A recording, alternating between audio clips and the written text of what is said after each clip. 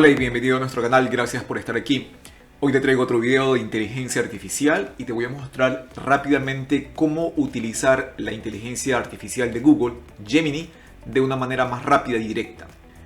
En la última versión de Chrome, en la 124.06367.119, Google introdujo que podamos acceder a Gemini a través de la barra de direcciones.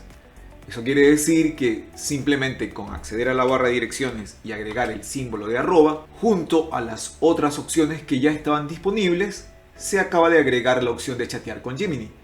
La seleccionas y en la barra podrás ver que aparece un mensaje diciendo chatear en Gemini y a continuación puedes escribir la consulta o el prompt que desees.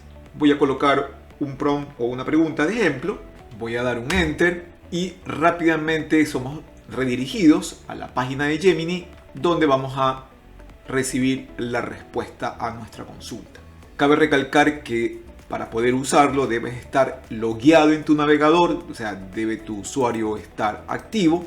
En caso contrario te va a pedir que te loguees y de esta manera pues puedes hacer una consulta inmediatamente sin necesidad de estar accediendo a la página. Así que ya lo puedes incluir dentro de tu búsqueda o dentro de tus consultas cotidianas, usando el buscador o simplemente en la barra de navegación accediendo a Gemini a través de un prompt directo. Eso era lo que te quería contar en este video. Espero que te parezca interesante, que lo puedas utilizar. Cuéntame cómo te fue en los comentarios si te pareció interesante. Síguenos que seguimos publicando más contenido. Gracias por estar aquí y nos vemos en el siguiente video. Chao, chao.